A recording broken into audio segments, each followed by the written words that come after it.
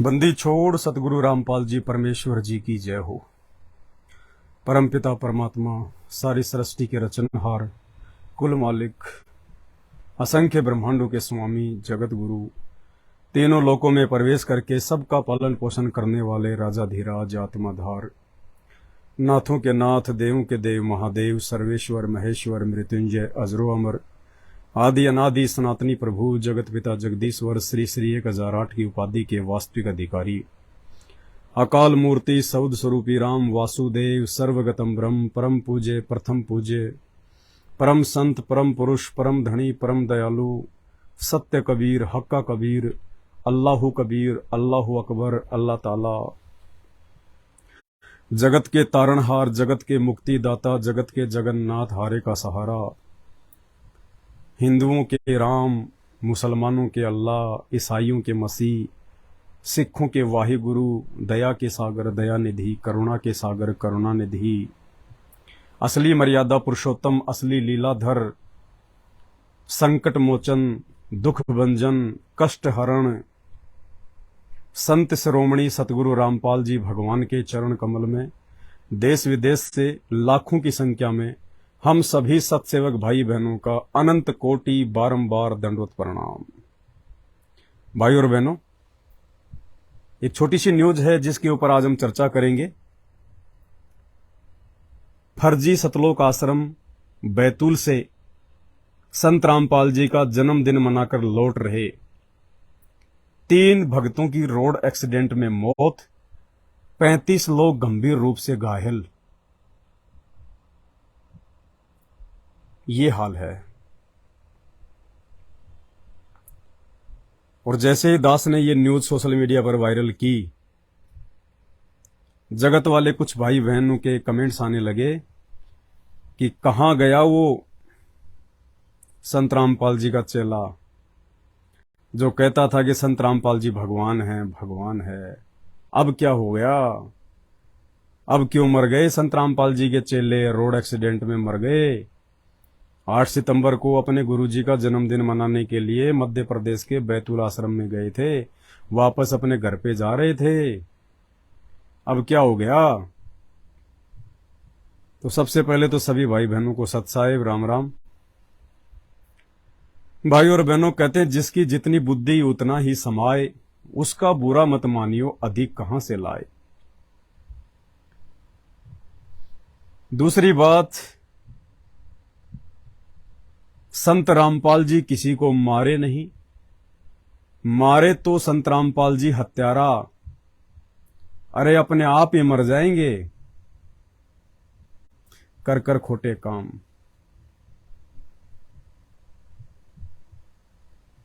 संत रामपाल जी का तो फोकट में फालतू में नाम बदनाम किया जा रहा है।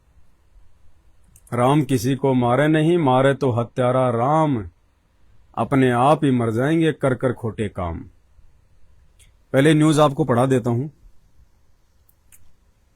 संत रामपाल के कार्यक्रम से लौट रहे श्रद्धालुओं से भरा हुआ ट्रक पलटा, 3 की मौत।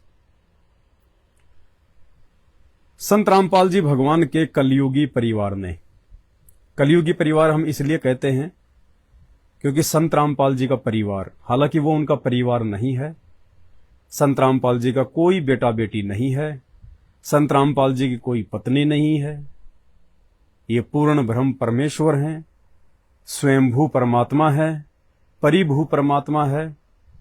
ये दुनिया को पैदा करता है, दुनिया को जन्म देता है। इस परमात्मा को जन्म देने में दुनिया की कोई भी माता समर्थ नहीं है। तो संत रामपाल जी का कोई परिवार नहीं है। केवल अपने धार्मिक धंधे के लिए संत रामपाल जी के रिश्तेदार मतलब इस सांसारिक लोक में, इस कलयुग में, इस काल लोक में अपने आप को छुपाते हुए, जिस प्रकार से ये परमात्मा संत रामपाल जी एक परिवार में आने की लीला करते हैं, उस आधार से बोलना पड़ता है कि संत रामपाल जी का परिवार, संत रामपाल जी का परिवार। बाकी संत रामपाल जी का कोई परिवार नहीं है। और जो मंदबुद्धि लोग जो मंद बुद्धि भगत भाई बहन, जो संत रामपाल जी के भगत हैं, उनके अनुयायी हैं, जो अपनी मूर्खता के चलते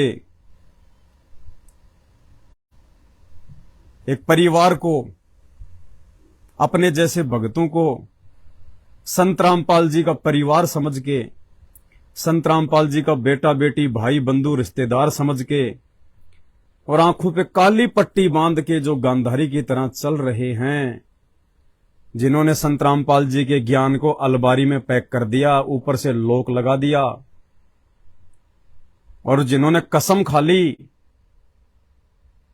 कि हम संत रामपाल जी के ज्ञान के अनुसार नहीं चलेंगे, नहीं चलेंगे, नहीं चलेंगे, हम तो संत रामपाल जी के बेटा बेटी भाई बंधु रिश्तेदारों की गुलामी करेंगे, उनके चप्पल चाटेंगे, उनकी चापलूसी करेंगे, हमें मौत मंजूर, यमराज के मुकद्दर मंजूर, लेकिन संत रामपाल जी के परिवार के चप्पल चाटना बिल्कुल भी नहीं छोड़ेंगे। ऐसी सोच रखने वाले मंद बुद्धि भक्तों की ये अकाल मौत एक्सीडेंट में हो रही है, अकाल मौत एक्सीडेंट में। 8 सितंबर 1951 को संत रामपाल जी का प्रकट दिवस।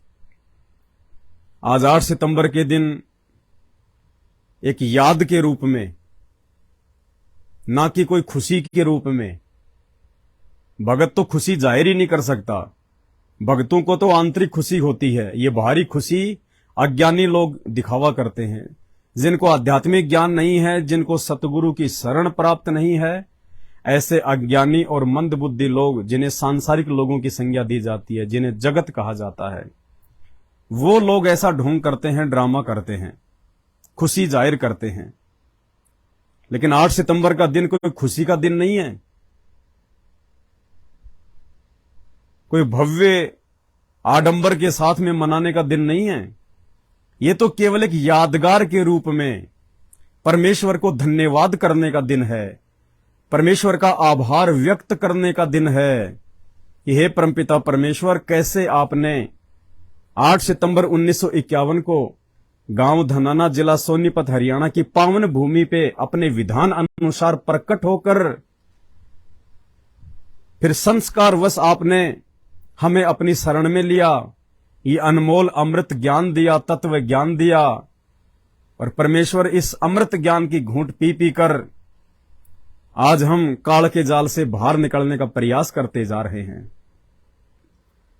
लेकिन संत रामपाल जी के कलयुगी परिवार ने, उस नकली परिवार ने, उस काल के परिवार ने, वो काल का परिवार है, संत रामपाल जी का परिवार नहीं है। संत रामपाल जी का असली परिवार, रियल फैमिली, वो है जो लोग संत रामपाल जी के भगत हैं, और भगत होने के बाद जो मर्यादा में रह के संत रामपाल जी को अपना असली बाप मान के, अपना पिता मान के, अपना परमेश्वर मान के, उनके वचन में रह के जो भक्ति कर रहे हैं, वे लोग संत रामपाल जी के असली बेटा बेटी हैं। बाकी तो नकली बेटा बेटी हैं, नकली बेटा बेटी। और उन नकली बेटा बेटियों के चक्कर में पड़कर, नकली भाई बंधुओं के चक्कर में पड़कर हजारों की संख्या में भगत अपनी दुर्गति करवा रहे हैं, अपनी ऐसी तैसी करवा रहे हैं, अकाल मौत मर रहे हैं, दुर्गतियां। खबर आपको विस्तार से सुना देते हैं एक बार। संत रामपाल के कार्यक्रम से लौट रहे श्रद्धालुओं से भरा ट्रक पलटा, 3 की मौत। हॉस्पिटल में पड़े बैठे मुंह फाड़ के, खा लो लड्डू, खा लो जलेबी, निकल गई सारी जलेबी तुम्हारी। शिवपुरी यानी मध्य प्रदेश की घटना। संत रामपाल के जन्मदिन कार्यक्रम में, मना लो जन्मदिन। गुरु का जन्मदिन मनाने वालों को दूसरा जन्म लेना पड़ रहा है, दूसरा जन्म मिलेगा। अब वो गधे का मिलेगा, सुअर का मिलेगा, कुत्ते का मिलेगा, इंसान का मिलेगा, अब ये तो परमात्मा जाने। तो गुरु का जन्मदिन जो मनाएगा उसको दूसरा जन्म लेना पड़ेगा। इस जन्म में वो सतलोक नहीं जा सकता। गुरु को मानुष मानने वाला, अरे गुरु का जन्मदिन मनाने का मतलब है गुरु को मानुष मानना। जन्मदिन जीव का बनता है। और आध्यात्मिक क्षेत्र में संत रामपाल जी का ज्ञान प्राप्त होने के बाद तो एक जीव भी अपना जन्मदिन नहीं मनाता। यानी इतनी सी भी खुशी जाहिर करने की संभावना नहीं है इस मार्ग में। ये आडंबर, ये पाखंड, ये दिखावा, ये ठगी का धंधा अब संत रामपाल जी के मार्ग में नहीं चलेगा। जितना चलना था चला लिया, अब चुन चुन के बदला लेगा काल, चुन चुन के। ऐसे ही दुर्गति से मौत होगी, ऐसे ही। और ये तो शुरुआत है। वैसे तो इनके हर कार्यक्रम में 15-20 तो मरते ही मरते हैं, लेकिन अभी आगे का जो समय है ना, उसमें तो चुन चुन के उठाएगा काल, चुन चुन के, ये जन्मदिन मनाने वालों को। शिवपुरी संत रामपाल के जन्मदिन कार्यक्रम में शामिल हो बैतूल से लौट रहे श्रद्धालुओं से भरा ट्रक शिवपुरी में नए 4 लेन बाईपास रोड पर पलट गया। ट्रक में जा रहे थे भर के लड्डू खाने, जलेबियां खाने, घेवर खाने। बुधवार रात 3:30 बजे हुए इस हादसे में 3 बुजुर्गों की मौत हो गई, जबकि 35 जख्मी हैं। इनमें महिलाएं व बच्चे भी शामिल हैं। हादसे का कारण दूसरे वाहन द्वारा ओवरटेक कर टक्कर मारना बताया जा रहा है। पुलिस ने मामले में ट्रक चालक के खिलाफ गैर इरादतन हत्या का केस दर्ज किया। करते रहो, वो ट्रक भी पकड़ा जाए, वो ड्राइवर भी पकड़ा जाए तो क्या हो जाएगा? इन मूर्खों ने तो अपना जीवन बर्बाद कर दिया। जिन 3 की मौत हो गई है, जो 3 यमराज के पास में पहुंच गए हैं, और 35 जख्मी है, उनमें पता नहीं 10 मरेंगे, कभी तो 15 मरेंगे। इन्होंने तो अपना जीवन बर्बाद कर लिया। इन्होंने तो अपना ये मानव शरीर बर्बाद कर लिया। और कितने दिनों से चिल्ला रहे हैं। अगर थोड़ा सा भी ध्यान दे लेते हमारी बातों पे, थोड़ा सा भी ज्ञान आधार से वीडियो देख लेते, तो आज ये दुर्गति ना होती।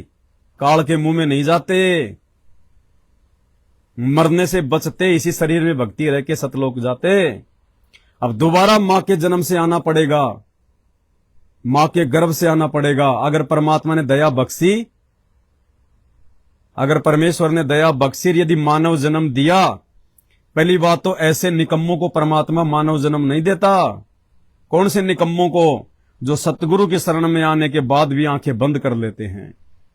जानबूझ सांची तजे और करे झूठे से ने, जाकी संगत है प्रभु सौपन में भी ना दे।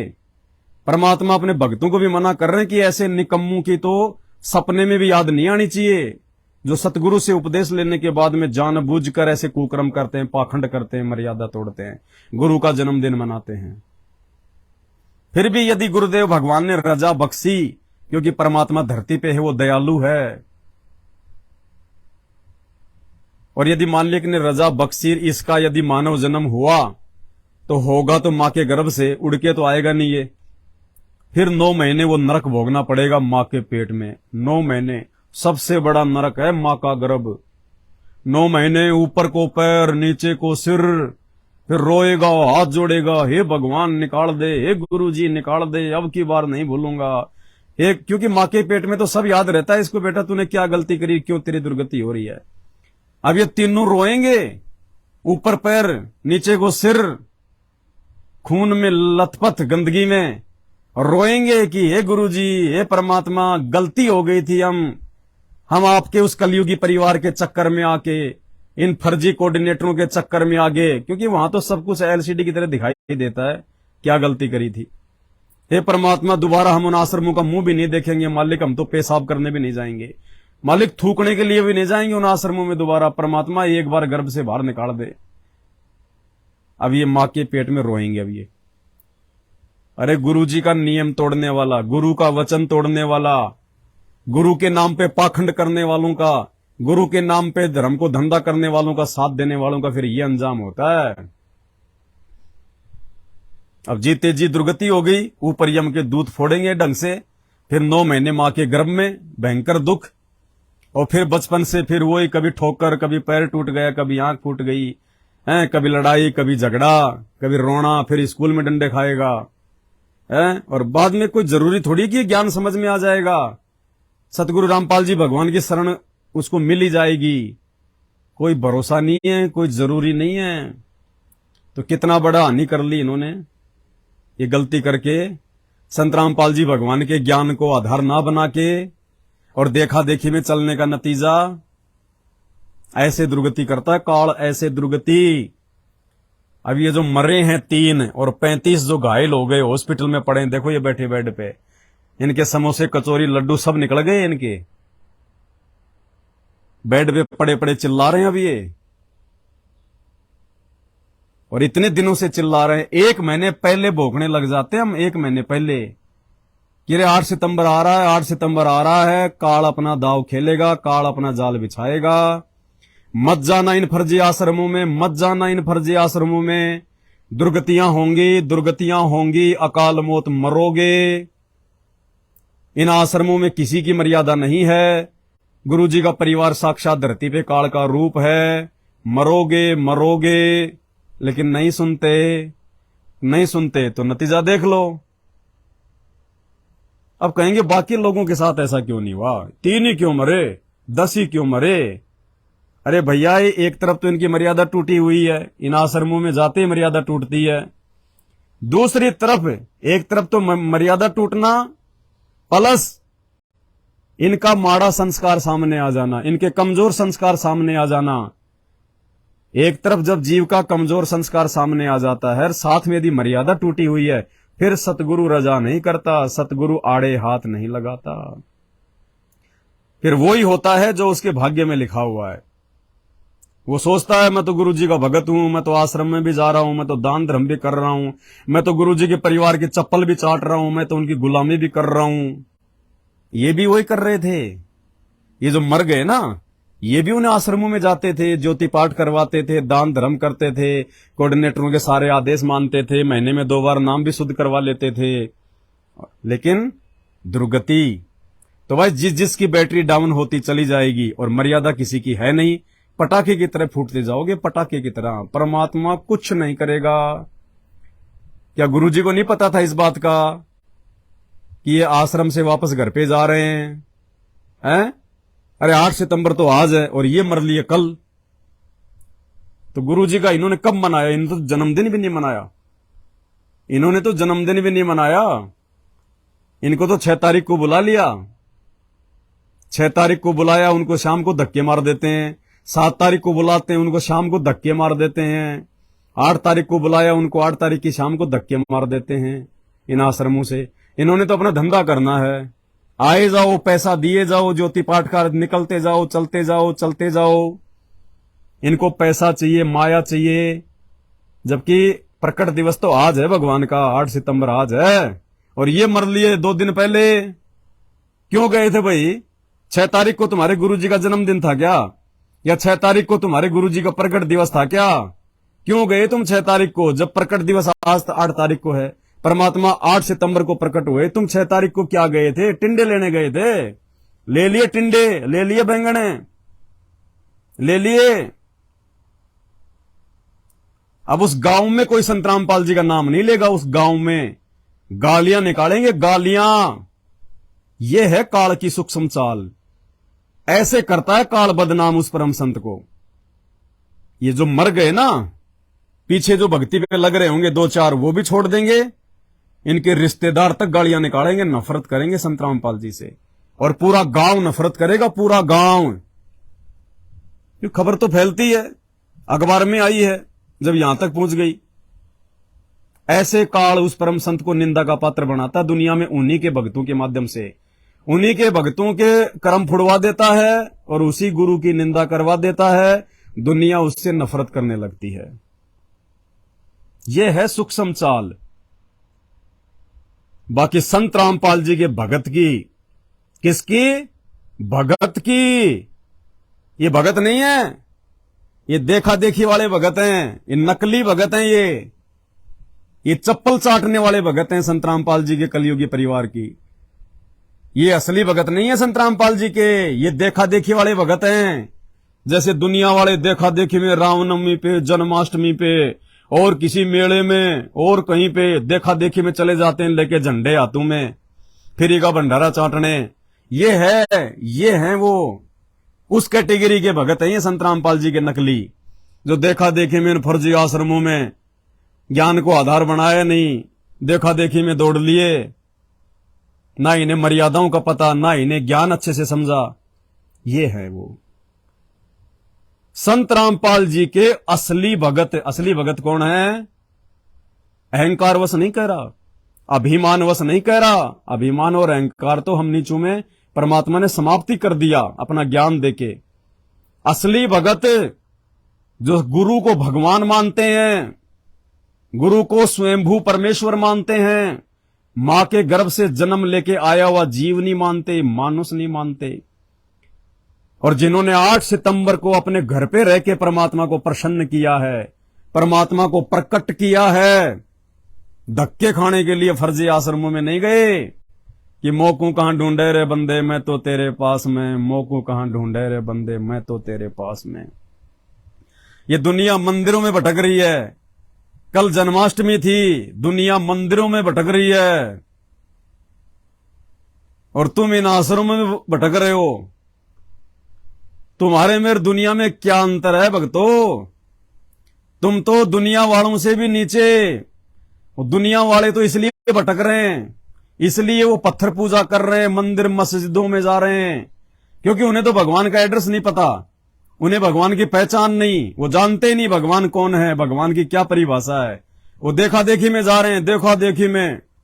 एक तरफ तो कहते हैं श्री कृष्ण जी भगवान हैं और दूसरी तरफ कल उनकी जन्माष्टमी मनाई। अब इनको जन्माष्टमी की परिभाषा का भी नहीं पता, जन्माष्टमी क्या होती है। जन्म प्लस अष्टमी यानी देवकी की कोख से 8वीं संतान का जन्म, जन्म यानी जन्म लेना, और अष्टमी यानी 8वीं संतान, जिसकी भविष्यवाणी काल ने की थी कंस को कि देवकी के 8वें गर्भ से तेरी मौत होगी। तो जन्म अष्टमी, जन्माष्टमी यानी देवकी की 8वीं संतान जो जन्म लेकर आई। अब जन्म जो लेके आएगा वो भगवान नहीं होता।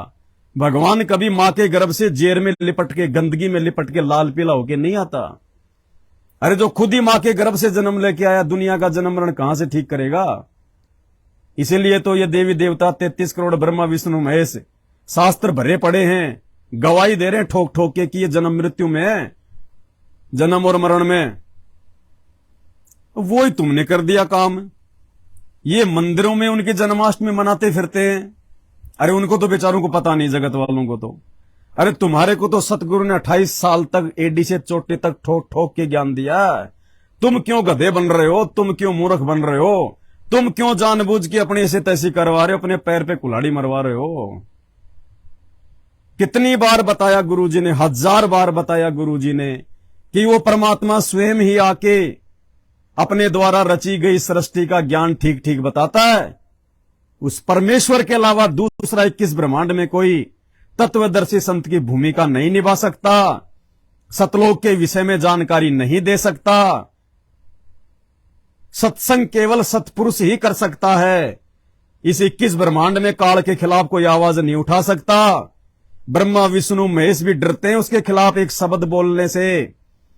तो संत रामपाल जी जो खुल के पूरे पाखंड का पर्दाफाश कर दिया, पूरे अज्ञान की धोती सी धो दी, सभी धर्मों के सभी सदग्रंथों को खोल खोल के बता दिया, सबकी नकली साधना को सबके सामने रख दिया, शास्त्रों से प्रमाण दिखा दिखा के।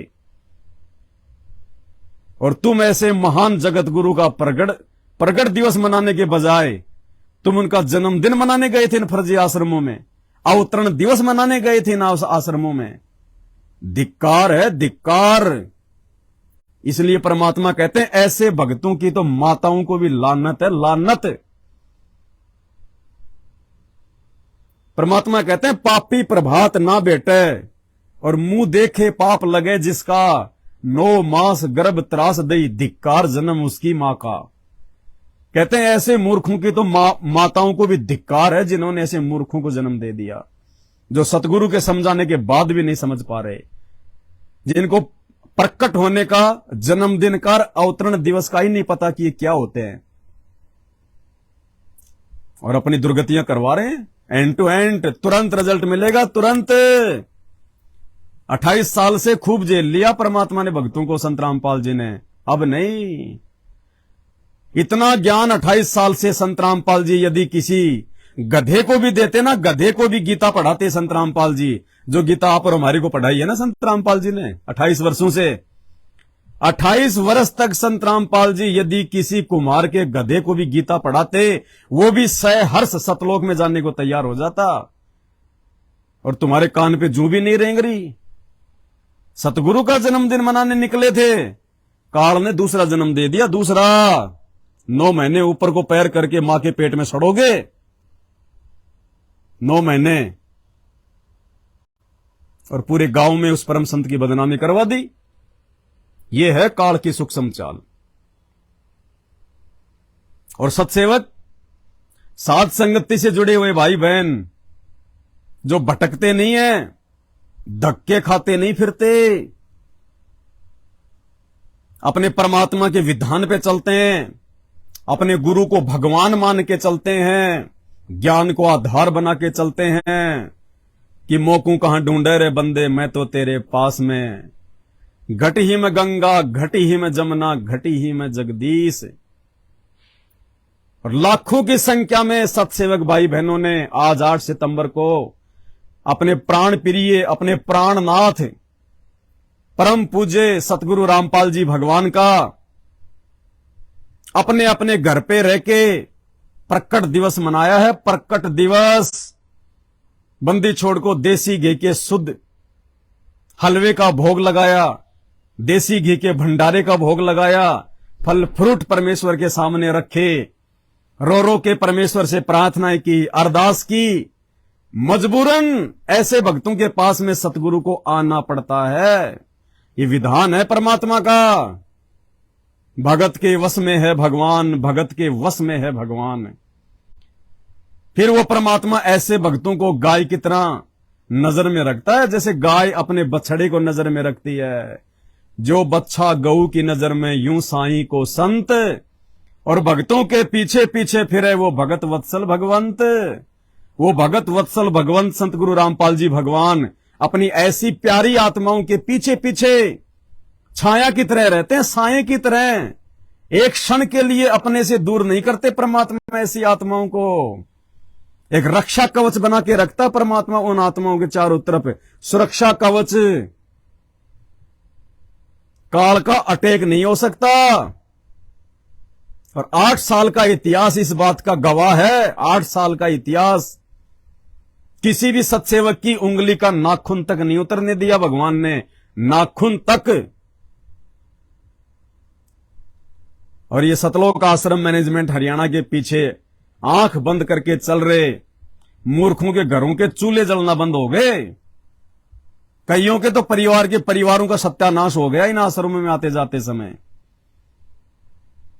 2019 में महाराष्ट्र से 2 बस भर के आ रही थी हिसार की तारीख पे जाने के लिए। तारीख, अरे तारीखों पे काम होता है वकीलों का, संगत का काम नहीं होता। भगत को अपनी भक्ति करनी चाहिए, वकालत नहीं। 2 बस आई थी भर के राजस्थान के नागौर में सुबह 3 बजे। बैल की टक्कर लगने से एक्सीडेंट हुआ, 13 मर गए ऑन द स्पॉट। 13 के 13 मर गए। हिसार की तारीखों पे जाने वाले संत रामपाल जी के जो है दर्शन करने के लिए जाने वाले। कब कहा था संत रामपाल जी ने तुम मेरे दर्शन करने के लिए आओ? कब कहा था तुम हिसार की तारीखों पे आओ? हैं, तुम भक्तों की भीड़ को देख के सरकार संत रामपाल जी को छोड़ देगी डर के? अरे वाह, दुर्गति करवा ली। तुम्हें संत रामपाल जी की वाणियों को तोड़ मरोड़ के काल गुमराह कर रहा है, अपना निवाला बना रहा है। ये संत रामपाल जी का कलयुगी परिवार, ये काल का रूप है। मैसेज डाल डाल के बुलाता तुम्हें, संत मिलन को चालिए तज माया अभिमान, जो जो कदम आगे धरे वो यज्ञ समान। कि गुरुजी से मिलने के लिए आओ। इस हार की तारीख पे जो जो तुम कदम रखोगे, इन फर्जी आश्रम में जो जो तुम कदम रखोगे, तुम्हारे 100 यज्ञ बनेंगे। मूर्खो, इतना तो विचार कर लो, ये वाणी परमेश्वर ने किस संदर्भ में बोली है? क्यों बोली थी परमात्मा ने? किस समय बोली थी। द्वापर युग में जब यही संत रामपाल जी भगवान करुणा में ऋषि के रूप में आए हुए थे, पांडवों की यज्ञ सफल नहीं हो रही थी, तब श्री कृष्ण और पांचों पांडव सुदर्शन रूप में बैठे हुए परमात्मा के पास झोपड़ी में गए थे। झोपड़ी से 500 मीटर पहले अपना रथ रोक के मुकुट उतार के नंगे पैर पांचों पांडव श्री कृष्ण भगवान की झोपड़ी पे गए, दंडोत प्रणाम किया और बोले भगवान चलो हमारी यज्ञ में सफल करो परमात्मा। तो परमेश्वर ने कहा कि जो तुम यज्ञ कर रहे हो अश्वमेघ, ऐसे ऐसे 100 यज्ञ का फल मुझे दो, तब मैं चलूं। तो श्री कृष्ण जी ने कहा कि भगवान ये तो हमारा पहला यज्ञ है, 100 का फल हम आपको कहां से दे देंगे। तो बोला भैया मैं नहीं चलूंगा। तो श्री कृष्ण जी ने फिर कहा कि भगवान आपकी वाणी है कि संत मिलन को चालिए तज माया अभिमान, और जो जो कदम आगे धरे 100 यज्ञ समान। हे जगन्नाथ, हम तो 500 मीटर से आदि कोस से पैदल चल के आए हैं परमेश्वर आपकी झोपड़ी तक। हे परमात्मा 100 कदमों का फल आप ले लो, 100 यज्ञ का फल आप ले लो, बाकी हमारी झोली में डाल दो। तब परमात्मा प्रसन्न हुआ और पांडवों का यज्ञ सफल किया, उनका भंडारा सफल किया। अब तुम यदि उस वाणी के अनुसार ये कदम रख रहे हो, कोई महाराष्ट्र से, कोई बिहार से, कोई कहीं से, तो तुम्हारे तो लाखों कदम बन रहे हैं, लाखों के बजाय करोड़ों कदम बन रहे हैं, करोड़ों यज्ञ बन रही है तुम्हारी। तो अब महाराष्ट्र से हिसार कोई चल के आएगा, चाहे बस में आओ चाहे ट्रेन में आओ, वो कदम ही माने जाएंगे। तो तुम्हारे तो करोड़ों कदम बन रहे हैं, फिर भगवान ने क्यों नहीं बचाया? अरे पांडवों का काम तो परमात्मा ने 100 कदम में पूरा कर दिया, और तुम लाखों करोड़ों कदम चल के आ रहे हो, और फिर भी तुम्हारे को दर्दनाक अकाल मौत मिल रही है, दर्दनाक अकाल मौत। तो विचार करो इन बातों पे। ये धूल में लठ लग रहा है, धूल में लठ। क्या बताया गुरुदेव भगवान ने सत्संग में? ये सत्संग नहीं सुनोगे तब तक ऐसे मार खाओगे। 28 साल से संत रामपाल जी ने यथार्थ सत्संग करके दुनिया से ऐसे दुश्मनी मोल नहीं ली। वो दुश्मनी इसलिए मोल ली थी कि मेरे बच्चे मेरे इस ज्ञान को आधार बना के अपना जीवन सफल कर लेंगे, काल के जाल में नहीं फंसेंगे, देखा देखी में नहीं चलेंगे, मेरी परिवार की चप्पल नहीं चाटेंगे। इसलिए भगवान ने 28 साल से ये ज्ञान दिया था, और तुमने सारा मिट्टी में मिला दिया, परमात्मा का नाम ही मिट्टी में मिला दिया। तुम्हारे को क्यों नहीं लाभ दे रहा परमात्मा? तुम्हारी यज्ञ क्यों नहीं सफल हो रही? तुम्हारी दुर्गतियां क्यों हो रही है? तो वर्तमान में यदि इस भगवान के ज्ञान को आधार नहीं बनाओगे तो दुर्गतियां होंगी, और धूल में लठ मारने वालों के साथ में ऐसा ही होता है। एक छोटा सा सत्संग है जिसमें गुरुजी कह रहे हैं कि ये जो बद्रीनाथ जाते हैं, केदारनाथ जाते हैं, फलाने धाम पे जाते हैं, और कहते हैं मेरे ये लाभ हो गया, मेरा वो लाभ हो गया, तो संत रामपाल जी कहते हैं ये तो धूल में लठ लग रहे हैं, धूल में लठ। और वो माता धोकने वालों की दुर्गतियां हो रही, वो क्या है? तेरे को तो माता धोकने से लाभ हो गया, बाकी लोगों की दुर्गतियां हो रही, वो क्या है? तो भाई जिसको लाभ मिल रहे हैं उसके पिछले संस्कार, उसके पिछले पुण्य चल रहे हैं। तो गुरुदेव ने बताया धूल में लठ लग रहे हैं, धूल में लठ, बाकी कोई लेना देना नहीं है, जल्दी तेरा भी नंबर आएगा। तो इसी प्रकार जो इन फर्जी आश्रमों में जा रहे हैं, इन फर्जी नामदान सेंटरों पे जा रहे हैं, ज्योति और पाठ दान धर्म कर रहे हैं, इन कुपात्रों को ये धूल में लठ लग रहा है। तुम्हारी बैटरी चार्ज है। जितने दिन तुमने संत रामपाल जी की भक्ति मर्यादा में रह के की थी कभी, ये उस भक्ति के रिटर्न में तुम्हें प्रतिफल मिल रहा है। ये वर्तमान के ज्योति पाठ आश्रमों में जाना, वहां पे वो गड्ढे खोदना, दीवारें बनाना, कुछ नहीं है इनका, कुछ 1% भी उल्टा नुकसान है। ये सत्संग ध्यान में रखो। संत रामपाल जी के क्या कह रहे हैं? ये माता धोकने वाले, बद्रीनाथ केदारनाथ जाने वाले, कावड़ लाने वाले, इनके विषय में परमात्मा कह रहे हैं धूल में लठ लग रहा है, धूल में लठ। इसी प्रकार इन फर्जी आश्रमों में जाने वाले, संत रामपाल जी के कलयुगी परिवार की चापलूसी करने वाले, थोड़ा बहुत यदि उनको लाभ मिल रहा है तो कहते हैं धूल में लठ है, धूल में लठ। यानी हम किसी से कोई बात सुनते हैं, वो वहां गया था, उस माता धोकन गया था, उनको ये लाभ हो गया, और वह माता धोकन जाने वाला का नाश हुआ पड़ा, वो दिखा दूं। उसको पिछले पुण्य की कमाई से कुछ मिल रहा है तो लगता है जैसे मैं वो धोकने गया हूं उसी से मुझे लाभ हो गया। नहीं, ये ज्ञान आधार नहीं है, धूल में लठ लग रहा है। धूल में लठ लाग रहा है इन भक्तों का। इन आश्रमों में जाने वालों का धूल में लठ लग रहा है।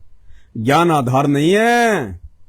ज्ञान आधार होता तो जगह जगह धक्के खाने के बजाय आज 8 सितंबर को घर पे बैठ के परमात्मा को प्रसन्न करते, भगवान को आना पड़ता अपने भगत की भक्ति पे प्रसन्न होके। जैसे आज हर सत्सेवक के घर में परमात्मा प्रकट हुए हैं, हर सत्सेवक के घर में जो असीम शांति, जो असीम आनंद की अनुभूति आज सात संगत से जुड़े हुए भाई बहनों को हुई है, तुम्हें तो लाख जन्म में भी नहीं हो सकती, लाख जन्म में भी है? भगवान बैठा जेल में, आश्रमों में क्या लेने जा रहे हो? टिंडे टिंडे लेने जा रहे हो ना? सत्संग सुना करो, सत्संग स्पष्ट कह रखा परमात्मा ने,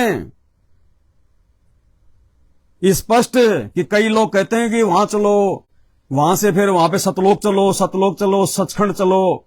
हमारे गुरुजी सचखंड की भक्ति बताते हैं, और फिर कोई पूछे वहां सचखंड में कौन है भाई, वहां परमात्मा है? ना ना, परमात्मा नहीं है, वहां तो निराकार ही निराकार है। तो गुरुजी कहते हैं जब निराकार ही निराकार है और वहां परमात्मा है ही नहीं, तो क्या वहां पे जो है वो टिंडे लेने जाएंगे? फिर परमात्मा ने बरवाड़ा आश्रम का उदाहरण दिया। इस अंतर्यामी को इस बात का पता था कि आगे चल के काल मेरे परिवार के माध्यम से, मेरे फर्जी परिवार के माध्यम से, कलयुगी परिवार के माध्यम से यही स्वांग मेरी संगत में रचेगा, मेरे भक्तों को मूर्ख बनाएगा। तो गुरुजी ने डायरेक्ट बरवाला आश्रम का नाम लेते हुए उस सत्संग के माध्यम से हमें सचेत कर दिया। सब कुछ सत्संगों में बता रखा है गुरुजी ने, बस ढूंढने की जरूरत है। तो गुरुजी इसमें कह रहे हैं कि कोई कहे कि उस आश्रम में चलो बरवाड़ा में, और वहां जाने के बाद पूछे कि भाई गुरुजी कहाँ है? ना गुरुजी को नहीं, गुरुजी तो निराकार हैं। तो फिर टिंडे लेना होगी उस आश्रम में तुम। खुद गुरुजी कह रहे हैं कि जब तुम्हारा गुरु आश्रम में नहीं है तो क्या वहां पे तुम टिंडे लेना आ रहे हो? अरे फिर वो सत्संग, वो फोटो, वो तो तुम्हारे घर पे भी है, भंडारा तो तुम रोज अपने घर पे खाते हो। उस आश्रम में क्या लेने गए तुम जब तुम्हारा गुरु ही उस आश्रम में नहीं है? तो संत रामपाल जी तो बैठे हैं जेल में, आश्रम के हिसाब से तो निराकार है, आश्रम में तो है नहीं, वो तो निराकार निराकार जेल में बैठे हुए हैं शरीर रूप में। तो क्या टिंडे लेने जा रहे थे तुम और मिल गए टिंडे? ये तो चलो रोड के ऊपर मरे, ये तो गाड़ी एक्सीडेंट हुई सड़क पे, इसलिए अखबार में न्यूज आ गई।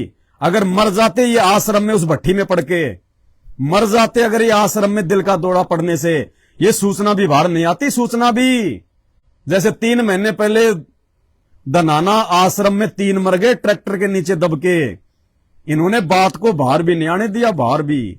और ना जाने सैकड़ों मरते हैं इनके समागमों में, सैकड़ों, लेकिन बात बाहर नहीं आती।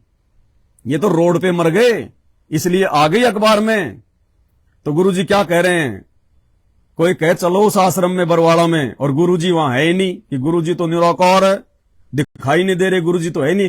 भाई होंगे तब दिखाई देंगे ना, और नहीं है तो निराकार हो गए। तो गुरुजी कह रहे हैं फिर कि उस आश्रम में टिंडे लेना होगे। तो आज तुम इन आश्रमों में क्या टिंडे लेने जा रहे हो जब तुम्हारा भगवान ही जेल में बैठा हुआ है? अब कोई कहे कि उस आश्रम में चलो बरवाला में, और फिर कोई कहे गुरुजी तो है नहीं वहां पर, निराकार ही निराकार है, फिर टिंडे लेना होगा, यहाँ आदमी क्या करेगा? ऐसा मूर्ख बना रखा हमारे को। परमात्मा के लिए तड़प रही है, उसके दर्शन करेंगे, अपना दुखड़ा रोवाएंगे, सीने से लगाएंगे, और लोग कहते वहां है नहीं। फिर रुचि भी बनी हुई है कि वहां जाने की हद पाट जी कती है। कितने श्रद्धालु हैं।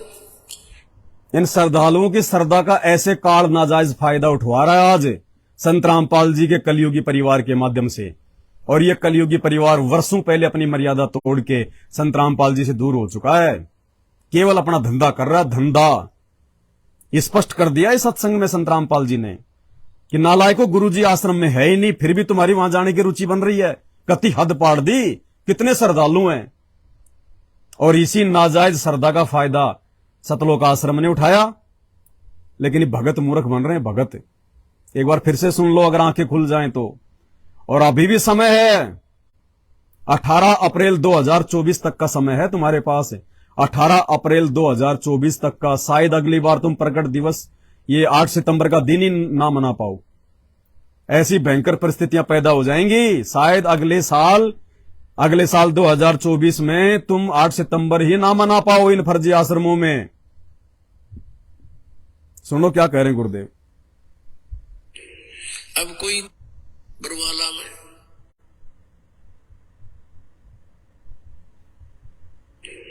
अब कोई कहे कि उस आश्रम में चलो बरवाला में, और फिर कोई कहे गुरुजी तो है नहीं वहां पर, निराकार ही निराकार है, फिर टिंडे लेना होगा, यहाँ आदमी क्या करेगा।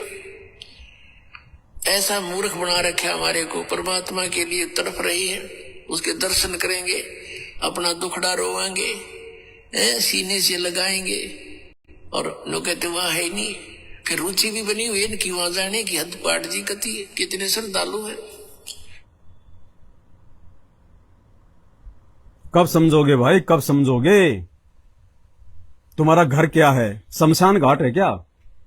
अरे भगतों का घर, जिस भगत को संत रामपाल जी से उपदेश मिल गया, जिस भगत ने अपने घर पे संत रामपाल जी का दरबार लगा लिया, जो भगत 3 समय की आरती करता है, मंत्र जाप करता है, सत्संग सुनता है, संत रामपाल जी की वाणियां चलती हैं, दंडवत करता है, संत रामपाल जी की तस्वीरें लगी हुई हैं, अरे वो शमशान घाट है क्या? फिर क्या फॉर्मेलिटी के लिए दरबार बना रखा है? दीवारों के सामने दंडवत कर रहे हो, दीवारों के सामने ज्योति जला रहे हो, जब तुम्हें इतना ही विश्वास नहीं है कि मेरे गुरुजी मेरे घर पे हैं या नहीं है। इसीलिए तो तुम उन फर्जी आश्रमों में धक्के खाने जाते हो, क्योंकि तुम्हें विश्वास ही नहीं है कि मेरे गुरुजी मेरे घर पे हैं, और वास्तव में है भी नहीं गुरुजी तुम्हारे घर पे, और ना उन आश्रमों में है गुरुजी, क्योंकि ना उन आश्रमों की मर्यादा और ना उनकी मर्यादा रह सकती जो उन आश्रमों के पीछे आंख बंद करके चल रहे हैं। इसीलिए तुम्हारी दुर्गतियां हो रही हैं। और आज 8 सितंबर के दिन लाखों सत्सेवकों ने अपने परमेश्वर को रिझाया, प्रसन्न किया, और जैसा कि दास ने पहले बोल दिया था कि इस 8 सितंबर 2023 से संत रामपाल जी उन आश्रमों में नहीं जाएंगे, नहीं जाएंगे, नहीं जाएंगे। और ये नतीजा आपके सामने निकल निकल के आ रहा है। अभी तो एक्सीडेंट में मर रहे हैं। जैसे जैसे भक्ति कम होती चली जाएगी, क्योंकि मर्यादा तो है ही नहीं, सबके नाम खंड हैं, गुरु का वचन सबने तोड़ रखा है, भक्ति उनकी बनेगी नहीं, चाहे कितनी आरती कर लो, कितने मंत्र कर लो, पिछली तुम्हारी कब तक चलेगी। अभी तो एक्सीडेंट से मर रहे हैं, आने वाले समय में बीमारियों से मरोगे, रोगों से मरोगे, तड़प तड़प के मरोगे, भयंकर भयंकर वायरसों से मरोगे, भूकंपों में मरोगे, बाढ़ में मरोगे। जब आज ही मर रहे हो और आज ही संत रामपाल जी तुम्हें नहीं बचा पा रहे, आगे क्यों बचाव करेंगे संत रामपाल जी? फिर तो मालिक का विधान टूट गया। फिर तो जो गंदे काम करे उसको भी परमात्मा बचाएगा, और जो अच्छे करे उसको भी बचाएगा। फिर अच्छा आदमी अच्छे काम क्यों करेगा? जब गंदा काम करने वाला भी बच रहा है, ऐश कर रहा है, तो अच्छे काम करने वाला फिर क्यों भक्ति करेगा? तो भाई ये परमात्मा निष्पक्ष है, पक्ष और विपक्ष से दूर है ये। अब जो तुमने बीज बोया है सतलोक आश्रम मैनेजमेंट हरियाणा की कुसंगति करके, अब उसकी फसल काटने का समय है। फसल काटने का समय आगामी 3 साल। इन 3 साल में फसल काटोगे। अब ऐसे जाओगे जैसे गधे के सिर से सींग जाते हैं। चीखते रहना, चिल्लाते रहना, ऊपर हाथ करके रोते रहना। संत रामपाल जी किसी प्रकार का कोई बचाव नहीं करेंगे, किसी प्रकार का कोई भी। बच्चा एग्जाम में लिख के आता है, जैसा लिख के आएगा एग्जामिनर वैसा ही रिजल्ट देगा। वो पढ़ाने वाला टीचर कुछ नहीं करेगा, फिर कुछ नहीं करेगा। तो अब दुर्गतियां निश्चित हैं। बहुत दुखी कर लिया तुमने संत रामपाल जी को भाई, बहुत दुखी कर लिया आप लोगों ने गुरुदेव भगवान को। 27 साल से भगवान चिल्ला रहे, 8 साल से हम चिल्ला रहे, नहीं समझ में आई। अभी तक घर को आश्रम नहीं बनाया आप लोगों ने, और जब तक अपने घर को मिनी आश्रम नहीं बनाओगे, कब तक? जब तक आपके गुरुजी जेल में हैं, जब तक संत रामपाल जी जेल से बाहर नहीं आ जाते, तब तक आपका घर ही आपका आश्रम होना चाहिए। यदि आपने भक्ति करनी है तो, दुर्गति करवानी है तो इन फर्जी आश्रमों में जाइए। फिर आपका अखबार में नाम आएगा, आपकी फोटो आएगी, आपका पैर कटा होगा वो भी अखबार में आएगा, फिर आपके समाचार आएंगे। और जिसने अपने घर को आश्रम बना लिया और अपने गुरु को अपने घर में विराजमान कर लिया, अपने घट में विराजमान कर लिया अपने गुरुदेव भगवान को, उनका तो काल भी बाका बाल नहीं कर पाएगा, काल भी। क्योंकि संत रामपाल जी का वचन है ये, क्या कि मेरे भगत को, गुरुदेव भगवान कह रहे हैं, मेरे भगत को धर्मराज भी हाथ नहीं लगा सकता, धर्मराज भी। कबीर परमात्मा के भगत के बारे में आपको सत्संग में बहुत बार बताया है। कबीर परमेश्वर की जो या सत भक्ति जो करता है उसके निकट काल के दूत, यम के दूत तो बहुत दूर की बात है, यमराज नहीं आ सकता और धर्मराज नहीं आ सकता। आए हैं सो जाएंगे ये राजा रंग फकीरे, एक सिंहासन चढ़ चलो एक बंदे जात जंजीरे। कबीर परमात्मा की जो ये सत भक्ति कर रहा है, कौन सी भक्ति? जो भक्ति संत रामपाल जी ने दी है, ये स्वयं कबीर परमात्मा है। इनके भगत के पास में यमराज के दूत तो छोड़ो, यमदूत तो छोड़ दीजिए आप, उनकी तो कोई औकात ही नहीं है। स्वयं यमदूतों को भेजने वाला वो यमराज धर्मराज संत रामपाल जी के भक्तों को छू नहीं सकता उंगली से। ये समर्थ का वचन है और कहते हैं साध वचन पलटे नहीं, चाहे पलट जाए ब्रह्मांड। सूरज उदय होना छोड़ सकता है, हवाएं अपनी दिशा बदल सकती हैं, लेकिन संत रामपाल जी ने अपने मुख से जो वचन निकाल दिया, इस ब्रह्मांड में कोई शक्ति नहीं है जो उसको बदल दे। तो संत रामपाल जी तो कहने कि मेरे भगत को धर्मराज भी हाथ नहीं लगा सकता। और इन भगतों को तो शंकर भगवान के गणों ने ही एक्सीडेंट में मार दिया। धर्मराज को भी आने की जरूरत नहीं पड़ी, यमराज को भी आने की जरूरत नहीं पड़ी, उनके दूतों को भी आने की जरूरत नहीं पड़ी। उसने तो शंकर भगवान के गणों से ही काम करवा दिया एक्सीडेंट में। क्यों? क्योंकि आप लोग अभी साध संगति से नहीं जुड़े, आप लोगों ने गुरु को भगवान नहीं माना, आप सबकी मर्यादा खंडित है, आपने अपने घर को आश्रम नहीं बनाया।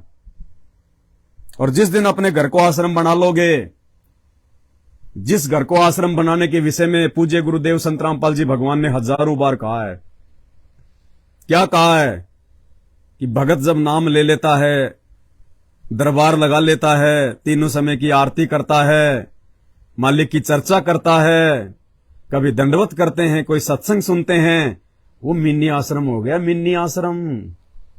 अरे तो ऐसे मिनी आश्रम को छोड़ के क्यों 400-400 हजार किलोमीटर धक्के खाने गए थे, लड्डू जलेबी खाने गए थे?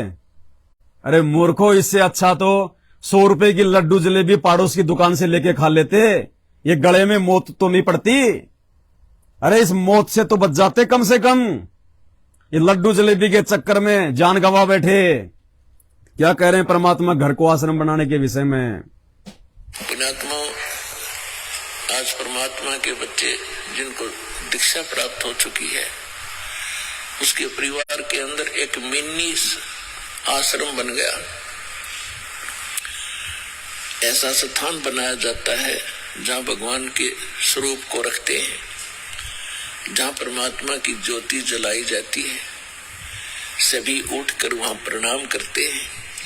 सुबह और शाम दोपहर को भगवान की चर्चा चलती है, रमैणी होती है, आरती होती है, सुबह के नित्यनेम होते हैं।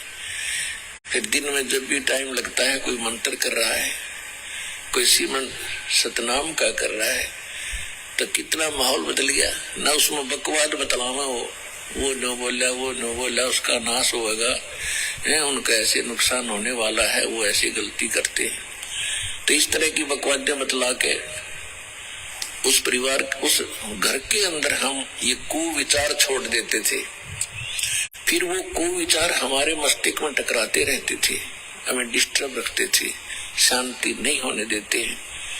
और जब परमात्मा की महिमा और अमृतवाणी जब स्टार्ट होती है, तो कुविचार ऊपर चले जाते हैं और सुविचार उस घर में धीरे धीरे स्थापित होने लग जाते हैं। फिर घर में शांति शुरू हो जाती है। ये तरीका है। मिनी आश्रम बनाओ अपने घर को, मिनी आश्रम। एक भाई है, कोई अमराराम है, कौन है वो, कह रहा तू अमर रहेगा क्या? तू अमर रहेगा क्या? अरे यहां का तो विधान है कि आएगा सो जाएगा राजा रंक फकीर। जो आया है वो जाएगा यहां से, ये रूल है यहां का, क्योंकि मृत लोक है, ये गंदा लोक है, अमर कोई नहीं है यहां पे। आया है सो जाएगा राजा रंक फकीर, लेकिन अमराराम भाई जाने जाने में अंतर है। एक सिंहासन बैठ के जाए और एक बंध्या जात जंजीर, जाने जाने में फर्क है। एक को तो सतगुरु अपने विमान में बैठा के ले जाएगा, सिंहासन पे बैठा के ले जाएगा। जो मर्यादा में रह के भक्ति करेगा, गुरु को भगवान मानेगा, गुरु का जन्मदिन नहीं मनाएगा, गुरु को मानुष नहीं मानेगा, घर को आश्रम बनाएगा, गुरु के वचन पे चलेगा, साध संगति से जुड़ेगा। इस दुनिया में केवल साध संगति से जुड़े हुए भाई बहन ही परमात्मा के विमान में बैठने के अधिकारी हैं। तो कहते हैं आया है सो जाएगा राजा रंक फकीर, लेकिन एक सिंहासन बैठ के जाएगा और एक बंध्या जात जंजीर। एक तो बाप भगवान के विमान में बैठ के, सतगुरु रामपाल जी भगवान के विमान में बैठ के जाएगा सिंहासन पे, फल फ्रूट खाते खाते जाएगा, 56 भोग खाते खाते जाएगा। और एक बंध्या जात जंजीर, एक वो जो आन उपासना करते हैं, देवी देवताओं की पूजा करते हैं, गुरु को मानुष मानते हैं, गुरु की आज्ञा का पालन नहीं करते, गुरु का जन्मदिन मनाते हैं, उसको यम के दूत जंजीरों में जकड़ जकड़ के ले जाएंगे, लठ मार मार के, लठ मार मार के, गधे की तरह पीटते पीटते लेके जाएंगे, गधे की तरह। अब मेरी बात यदि अभी आपको समझ में नहीं आ रही है तो मरने के बाद में थोड़ा याद कर लेना, जब जम के दूत जंजीरों में जकड़ के छोटे मार मार के लेके जाएंगे। बच सकते हो आप, क्योंकि अभी विमान में बैठा कर, सिंहासन पर बैठा कर सतलोक ले जाने वाला धरती पे प्रकट है संत रामपाल जी। अगर समय रहते उनसे माफी मांग लो, उनकी शरण में आ जाओ, उनकी चप्पल चाटो, उनकी गुलामी करो, उनकी चापलूसी करो, उनको अपना बाप बनाओ, उनके कहे अनुसार भक्ति करो। वो गर्दन मांगे तो गर्दन दे दो, तो परमात्मा प्रसन्न होता है और विमान में बैठा के ले जाएगा। नहीं तो कुम्हार के गधे से भी ज्यादा दुर्गति होगी, कुम्हार के गधे से भी ज्यादा लठ मार मार के ले जाएंगे, जंजीरों में जकड़ जकड़ के, भाले ठोक ठोक के।